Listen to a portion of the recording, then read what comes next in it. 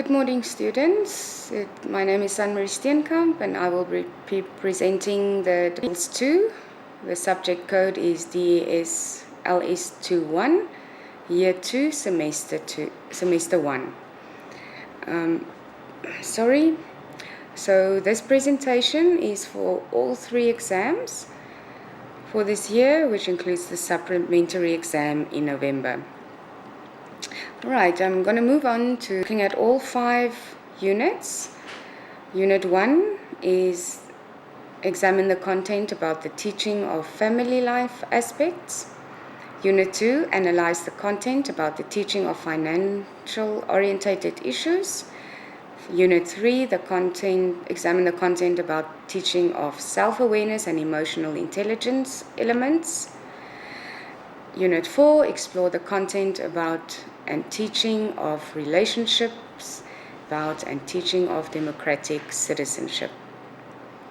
Okay, just before I continue, I would like to mention, because it's for all 3 exams, this presentation is very compact, so all the aspects for the exam has been put together, so it's very condensed, very succinct. I want to encourage you, study guide, make sure that you are well read on it. Not everything is covered here, so please be sure to go through everything in your study guide to make sure you are well prepared for the exams. Okay, let's continue. Okay, so in Unit 1, we will be looking at the social influences on gender roles, norms of a society, traditions of a society, morals of a society, attitudes and beliefs of a society. So all of these things we call the social influences on gender roles. Also make sure that you know what exactly is. We will also have a look at the differences between urban society and rural society. So when we look at urban society life, we know it is much more expensive than in the rural areas. Everything costs more, from rent to food, the more upmarket to pay. You will rarely find that a wife can be afforded the opportunity to stay at home and look after the children unless the husband earns a very great salary. Children go to the best schools, they have the best uniforms and equipment, and attend the best coaching and teaching lessons. This all costs a lot of money, more money than it would be in the rural areas. Where in rural areas, it's not that expensive, and many mothers stay at home and can look at the children after school, help them with their schoolwork, and there are not 2 salaries needed to be at home. This is especially true where we have the farming communities, where houses are provided, and there are it's a simple way of living. Women are not often seen working as well. The job opportunities are also very scarce. Education opportunities are also many times that will provide for their families. Many times men also work in the cities and also then just maybe come to the farms to provide for their families. Okay, we also look at the next topic in Unit 1, which is sexual harassment, sexual molestation, and rape. So we're going to look at the difference between these 3 terms. First one we look at is sexual harassment. So what do we mean when we talk about sexual harassment? Sexual harassment is, most of the time, it has not happened to men. It also happens to men. But it typically happens to women in the workplace or other professionals or social situations, unwanted sexual advances or obscene remarks. So it can be defined as an unwelcome sexual advance, a request for sexual pleasures, or any other form of verbal or physical behavior that is unwanted and of a sexual nature, when the behavior is made as a condition of employment. The acceptance or refusal of this behavior affects the employment of the individual with regards to any decision made in the workplace. The behavior impacts the person's employment performance or creates an environment that is. A very typical example is a receptionist or personal assistant who is a female and has a boss who regularly slaps this person on their behind. If they don't do it, or the receptionist or personal assistant don't allow this, they might get fired or demoted. If they do say something, they get in trouble, or they might not get promoted or be handled specially. Okay, so that we call sexual harassment. Or you get very many times, I think you see this a lot in movies, and people get away with this unfortunately, where you would get workers next to the road who would whistle to girls. I think it still even happens a lot, even here, where men would whistle to women next to the road. Sexual molestation, which can be called sexual abuse, is usually undesired sexual behavior by one person upon another. When force is immediate, of shorter duration, or infrequent, it is called sexual assault. The offender is referred to as sexual abuser, or often pejoratively molester. Sexual molestation usually is classified as such when sexual acts occur between children up to the age of 18 and a person over the age of 18. Molestation is defined as touching or fondling the genitals, asking a child to fondle an adult's genitals, sexual intercourse, including vaginal, oral, or rectal penetration, or rape. Rape, or usually sexual intercourse carried out forcibly or under threat of injury against the will, usually of a female, or with a person who is beneath or certain age, incapable of valid consent. Rape is a sexual act that includes the penetration of the vagina or rectum by the use of the penis, finger, tongue, or any other object without the consent of the person. Rape also occurs when a person puts his penis into another person's body parts or if they touch a person without their consent. In Namibia, consent of all sexual acts with a person under the age of 16 is considered rape. Okay. Unit 2, we look at the characteristics of an entrepreneur. So some characteristics, if you want to be a good entrepreneur, you have to have these characteristics. They might be more in your study guide, so make sure that you read through them. Motivation, persuasive and creative business skills, risk, drive, open-mindedness, and decisiveness. We look at a few steps to start a business, and this would probably be in that order. So please make sure that when you do this, you need to do it in this order: step 1, step 2, step 3. You cannot do it in a different order. So step 1 would be to write a business plan. Step 2 is to get advice and training. Step 3 is to choose a location from which you will run your business. Step 4 is to make sure you have the finances to start your business. Step 5 is to put the legal structure, is to decide on a business name. Step 7, to register for tax. Step 8 is to get the licenses in place. And step 9, to look at your employer responsibilities.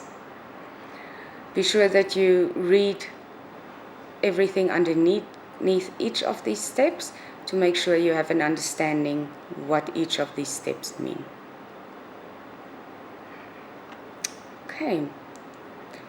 2 we look at is the advantages and disadvantages of life insurance. advantages that we see there, and this is only some of them. There are many more advantages and disadvantages in your study guide, so please read up on them. Some of the advantages is to provide finances in the wake of death. So these finances would be to the people, loved ones in your life, to make sure that they are taken care of when you are not there anymore. Life insurances has certain benefits, and that could be for those that you leave behind. Life insurance plans are often very flexible and can be adjusted. Some of the disadvantages may be very high, so that might be when you are still alive, you might have to pay very high premiums every month. Cash payout every few years is generally less than the premiums paid in the first few years. The decision to take out life insurance, as well as what type of life insurance, can be very challenging.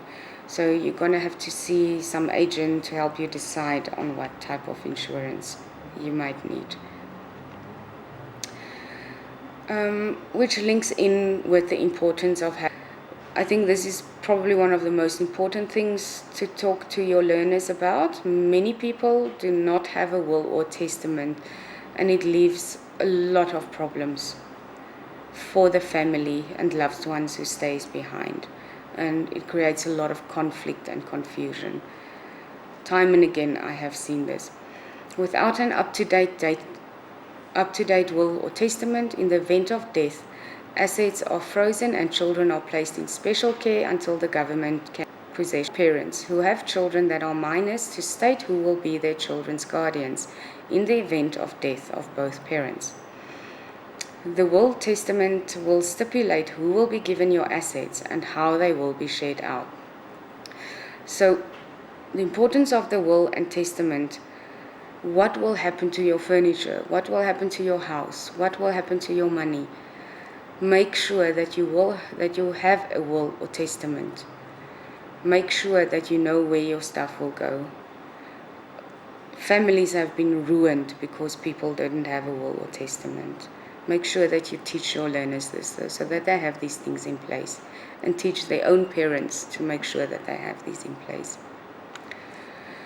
So advantages of a will and testament is for a person to plan for their death, decide how their funeral should go, decide where their children will go, stipulate who will inherit their assets and property, decide who will take over as guardian of their children when their parents are gone. Right, we move on to Unit 3, where we will look at the variables or components of our self-image. So the self-concept refers to the concept a person has about themselves, in other words, the idea you have about yourself. Carl Rogers believes that the self-concept has 3 different components, namely the view of yourself, how you see yourself, how much value you put on yourself, so what worth do you put on yourself, and how you wish you were really like, so your ideal self. A person's self-image do not have to reflect the reality. In other words, you may see yourself as being fat, however, you might There are 4 major ways in which we usually see ourselves. The physical description, in other words, I am tall, I have blue eyes, etc. Our social roles, our behavior is shaped to some extent by the roles we play. In other words, I'm a student, or I'm a housewife, or I'm a teacher. Your personality traits, which is abstract. I'm a child of the universe, I'm a human being, I'm a spiritual being. Typically, young people describe themselves more in terms of personality traits, whereas older people would define themselves more by the extent of their social roles. The following 4 factors are thought to influence self-esteem. So the way that we would have our self-esteem is the way that other people react, or how we compare ourselves to others, our social roles, and our identification. Lastly, in Unit 3, we look at the root causes of anger, fear, joy, and jealousy. So these emotions. Anger is not always a negative, something wrong, and we need to attend to that. So what is important is how anger is dealt with and how it is expressed. Anger can cause a lot of stress on the human body. Tired, exhausted, unable to sleep, unable to tolerate life, agitated, tense, unhappy, and can in many times lead to addictions. When we feel so stressed and tense, how many people say, I just need a drink, I just need to relax now. So that can be the beginning of addictions. Is many times often past hurt and guilt. So it's a mixture, builds up in a person and erupts in anger when a new offense reminds us of an offense of the past. Hurt and guilt come from the past, does not just go away. We often respond from our past experience. React in anger, and we will say, wow, where did that come from? What happened now? Why did he react so angry? Just because of something that happened in the past that reminded them of that. Fear can catch us up at the silliest of times, like when we are out for a walk and the day is lovely, and suddenly you hear a twig snap. Fear shoots up through you, and you imagine the worst case scenario. But in reality, there is nothing to be afraid of at all. Memory of an event that has occurred, and the event may not have happened to you. So past events or something that reminds you of something that had happened. All right. Joy is that happy feeling that bubbles up inside you, makes you feel silly and often giddy with excitement. The emotion of great delight or happiness caused by something exceptionally good or satisfying, keen pleasure or elation. The root of joy is based on many things like happiness and circumstances, but beneath it all, it is based on gratefulness. Joyful people are grateful people, not because of their joy, but because of them being grateful. They are grateful for life, all that they go through, no matter how bad it can be. So that is something that very few of us experience, which I believe is probably the worst of all emotions. And at the root, I've only taken this one quote because I think it explains jealousy the best. At the root of jealousy lies fear of loss. Fear makes for feelings of insecurity. When fear lessens, so does jealousy. More than feelings of fear, jealousy also leads to a smorgasbord of other emotions such as anger, hate of love rivals, disgust, sometimes self-disgust, and hopelessness. It's such a powerful quote. And that's why I feel that jealousy is probably worst of all emotions. We will look at the insights of Maslow's model to adolescents, secondary learners' needs, interests, emotions, fears, and abilities. So Maslow's hierarchy of needs has contributed greatly to management. Maslow looked at the entire set of qualities of an individual, like intellect, social needs, emotional needs, and physical needs, and how they impact learning. Before the cognitive needs of a learner is met, they must first fulfill their basic needs. Learners also need to feel accepted, physically safe, and emotionally safe in a classroom before they can progress to the next level of needs. So we have the physiological needs.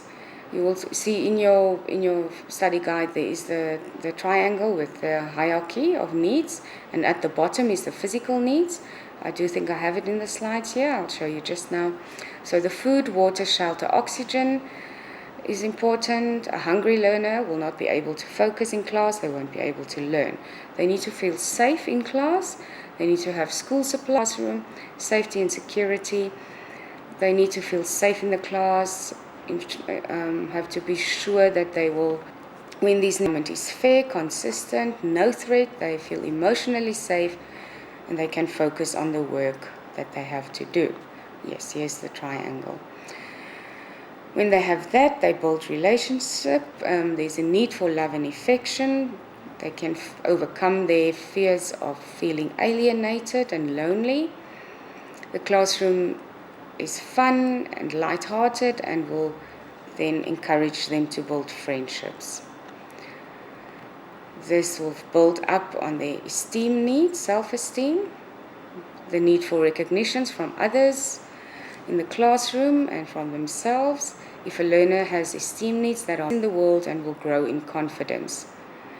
A teacher needs to ensure the classroom is bully-free and participation. And eventually this will lead to self-actualization, and this is the need to reach full potential. This can only be achieved when all the other needs have been met. In Unit 4, we look at the features of Gary Chapman's 5 languages of emotional ways that he mentions there is words of affirmation, quality time, receiving gifts, acts of service, and physical touch. I encourage you to go and read up on each of these 5 languages of love, as it will be important to have an understanding what exactly is meant by these 5. So just to elaborate a little bit more on them, go and read up, please. Last unit, Unit 5, we look at the pillar features of a true democracy, and we have these points there: social equality, majority rule, minority rights, freedom, and integration. So when we